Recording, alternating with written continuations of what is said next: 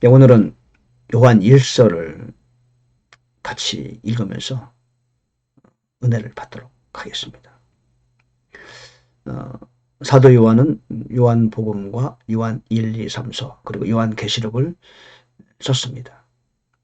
사도 요한은 모든 사도 요한이 쓴 서신들은 모두 이제 1세기 말쯤 될 때 썼죠. 다른 모든 신약계든 성경이 다 이미 나와서 아직 성경으로 확정은 되지 않았지만 교회에서 서로 회람했던 서신들, 이미 교회에서는 현재 이렇게 확정된 신약 성경을 아직 교회가 공식적으로 선정하지는 않았지만 교회 내에서는 이미 권위를 인정하고 그 말씀에 입각해서 교회가 운영되고 그런 시절이었죠. 그때 사도 요한이 이제 1세기 말쯤에 이 요한복음과 요한 1, 2, 3서 요한계시록을 보내게 됩니다. 그러므로 요한은 이미 모든 신약 성경을 다 알고 있고 연구하고 그런 상태에서 요한 서신이 기록된다는 사실을 우리가 좀 알면 좋아요. 조금 요한복음이나 요한 1, 2, 3서 이런 서신들은 조금 영적 수준이 높다. 우리에게 영적으로 요구하는 사항도 조금 그 단계가 좀 높다라고 생각하시면 됩니다. 자, 같이 살펴보겠어요. 요한 1서. 저는 이 주제를 자백하는 사람이라고 정해봤어요. 첫 번째는 정인이 전제 조건, 영적 교제의 의미, 영적 교제의 전제 조건, 자백도 능력이다. 약간 자백에 초점을 맞춘 면이 없지 않아 있죠? 자, 자백을 사랑하자 이렇게 말했어요. 정인의 전제 조건 1절에 보니까 처음부터 계셨던 그것 즉 생명의 말씀에 관하여는 그것을 우리가 들었고 우리 눈으로 보았으며 자세히 살펴보았고 우리 손으로 만졌노라. 2절에 보니까 그 생명이 나타내심에 우리가 그것을 보았고 또 아버지와 함께 계시다가 우리에게 나타나신 그 영원한 생명을 증언하며 너에게 보이노라. 증인의 전제 조건. 저와 여러분은 증인이잖아요. 그죠? 사도 바울은 스스로를 가리켜서 나는 복음의 빚진 자다. 그랬어요. 예수님께서도 사도행전 1.8절에 너희는 증인이 되리라. 우리는 증인이에요. 근데 증인의 조건이 있어요. 뭐냐? 일단 들어야 돼요. 1절을 보니까. 우리가 들었고 지금 사도 요한은 증인으로서 자기 자신에 관하여 말하고 있는 거죠. 우리 눈으로 보았다. 즉 들었다. 두 번째는 보았다. 세 번째는 자세히 살펴보았다. 네 번째는 우리 손으로 만졌노라. 예수님에 관하여 지금 언급하고 있는 거잖아요. 그렇겠죠. 예수님 손도 잡았겠죠. 더구나 사도 요한은 늘 자주 예수님의 품에 안겼어요. 사도 요한이 나이가 가장 어렸던 모양이에요. 품에 자주 안기고 예수님이 아주 사랑하는 제자라고 그랬죠. 증인이 조건입니다. 자, 우리는 어떨까요? 여러분 들었습니까? 눈으로 보았나요? 자세히 살펴봤어요? 손으로 만졌나요? 그렇죠. 육체적인 예수님을 우리가 볼 수 없죠. 예수님이 육체적인 예수님께서 직접 우리에게 말씀하시는 걸 들을 수는 없죠. 자세히 살펴보기는 그렇고 손으로 만지기는 더더욱 그러죠. 그러나 여러분 예수님은 예수 그리스도는 지금 성령으로 내 안에 계시죠. 저 여러분 안에 계시고 우리가 기도할 때 늘 우리를 만날 수 있어요. 또 예수 그리스도는 말씀이죠. 말씀을 들을 수 있고 말씀을 볼 수 있고 자세히 살펴볼 수 있고 심지어는 우리 영적으로 만질 수 있어요. 다시 말하면 우리가 진정한 훌륭한 증인이 되기 위해서는 그렇게 표현할 수 있어야 돼요. 나는 들었다. 내 눈으로 봤어. 자세히 살펴봤어. 내 손으로 만진 것 이상이야. 나는 그만큼 예수 그리스도 그분에 대하여 확실히 알아. 그렇게 말할 수 있다면 여러분은 증인의 전제 조건을 충분히 갖추신 겁니다. 과연 그렇게 말할 수 있을까요? 하나님의 말씀을 듣고 또 들었다. 나는 내 눈으로 본 것 이상으로 나는 봤다고 말할 수 있어. 자세히 살펴봤어. 내 손으로 만진 것 이상이야. 그러므로 나는 충분히 복음의 증거자, 증인이 될 수 있어. 그렇게 말씀할 수 있습니까? 그렇게 말해야 된다고 지금 성경은 우리에게 말하고 있는 겁니다. 그 생명이 나타나심에 우리가 그것을 보았고 우리에게 나타나신 그 영원한 생명을 증언하며 너희에게 보이노라. 생명을 우리가 확실히 듣고 보고 살펴보고 내 손으로 만진 정도가 돼야 한단 말이죠. 그렇다면 충분한 증인의 자격이 있다. 왜? 내가 보지 않은 것, 내가 듣지 않은 것, 내가 만져보지 않은 것을 어떻게 남에게 자신 있게 말할 수 있겠습니까? 그렇죠? 심지어는 맛을 봐야 돼요. 말씀의 맛을 우리 알잖아요. 말씀의 맛이 얼마나 참 정말 환상적입니까? 직접 체험하고 그렇죠? 내 안에 계신 성령님이 계시지만 사람에 따라서 성령님을 깊이 느끼는 분이 있고 잘 느끼지 못한 분도 있어요. 하나님은 그런 분 아닙니까? 내가 얼마큼 주님을 간절히 찾느냐에 따라서 그분은 나를 만나주시려. 손으로 만지는 정도가 아니죠. 그렇잖아요. 사도 요한이 육체적 예수님을 만난 것 이상으로 우리도 사도 요한 그 이상으로 주님을 만날 수 있어요. 그렇잖아요? 예. 우리가 들었고 우리 눈으로 보았으며 자세히 살펴보았고 또한 우리 손으로 만졌노라. 저는 이 말씀을 이렇게 들으면 나도 그랬는데 자연스럽게 그런 느낌이 들어요. 여러분은 어떠십니까? 저 이만호 목사님 좀 과한가? 예. 예. 우리는 듣고 보고 자세히 살펴보고 우리 손으로 만졌던 그분을 전하는 거죠. 자, 두 번째 영적 교제의 의미입니다.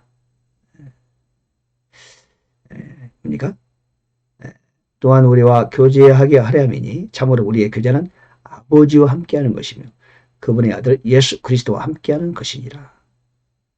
우리가 이것들을 너희에게 쓰면 너희의 기쁨이 충만하게 하려 함이라. 영적 교제. 우리가 보고 들은 그것을 너희에게 밝히 드러내면 너희 또한 우리와 교제하게 하려 합니다. 우리의 교제는 아버지, 그분의 아들 예수 그리스도와 함께하는 것이다. 여러분 사실 우리가 교회가 있잖아요. 이 교회 저 교회 있지만 여러분들 교회 다니시죠? 교회는 영적 교제의 현장이 되거든요. 그런데 여러분 교회 가서 과연 형제 자매들과 진정한 영적 교제의 시간을 갖습니까? 사실 여러분 교회 가시면은 찬양하고 1시간 동안 예배 순서에 따라 참석하고 어떤 교회는 식사도 하지만 그냥 오잖아요. 그 무슨 영적 교제를 누구랑 얼마나 합니까? 근데 사실은 교회란 거는 교제의 자리거든요. 교제는 뭡니까? 서로 대화를 하는 겁니다.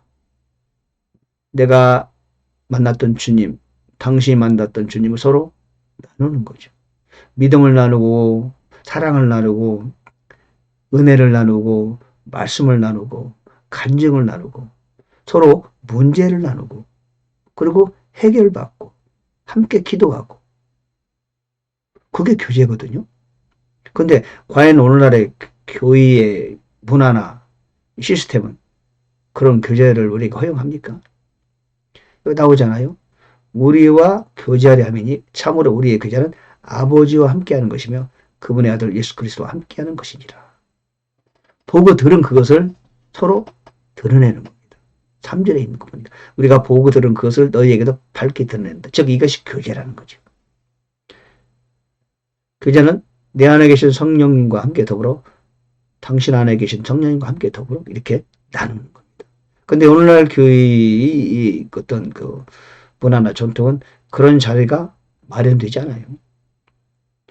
어떤 교회 500명, 1000명 막 10,000명씩 모여서 1시간 예배드리고 와버려요. 그러니까 서로가 신앙, 믿음이 성장할 기회를 가질 수가 없어요. 서로 말씀을 대화하고 간증을 나누고 토론하고 때로는 그래야 묻고 질문하고 답하고 그런 자리가 없어요. 그러나 초대교회 때는 안 그랬거든요.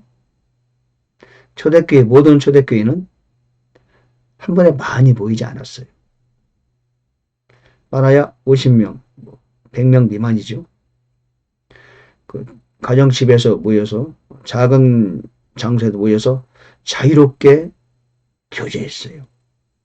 간증을 나누고 기도를 나누고 고민을 나누고 문제를 나누고 지식을 나누고 기쁨과 감사를 나누고 그랬단 말이죠. 사도 바울이 그랬던 것처럼 내가 영적 은사를 너에게 나눠준다. 임파테이션 그랬는데 그러면은 서로 은사가 임파테이션 그러니까 전달되는 거죠. 서로의 은사를 나누게 돼요. 그런 것이 교회거든요.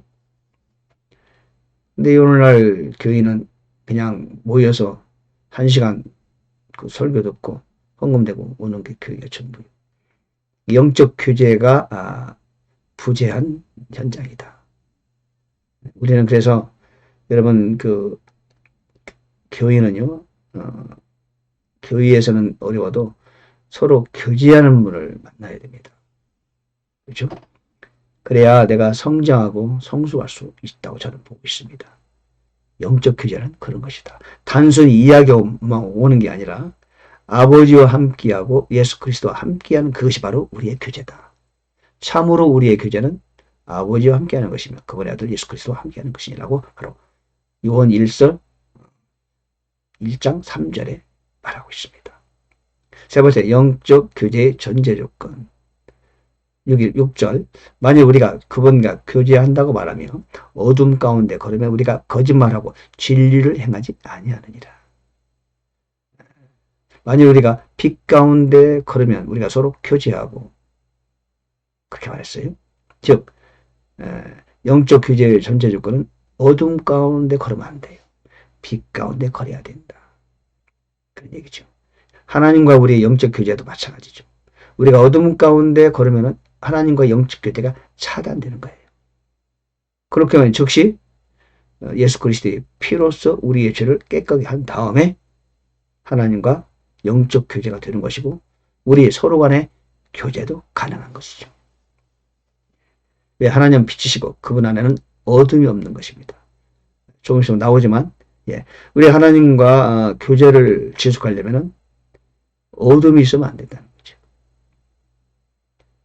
근데 우리가 하나님과의 교제가 차단되면 그게 불행인 겁니다. 하나님과의 영적 교제의 전제조건, 성도 간의 영적 교제에 하려면은 우리가 빛 가운데 걸어야 된다.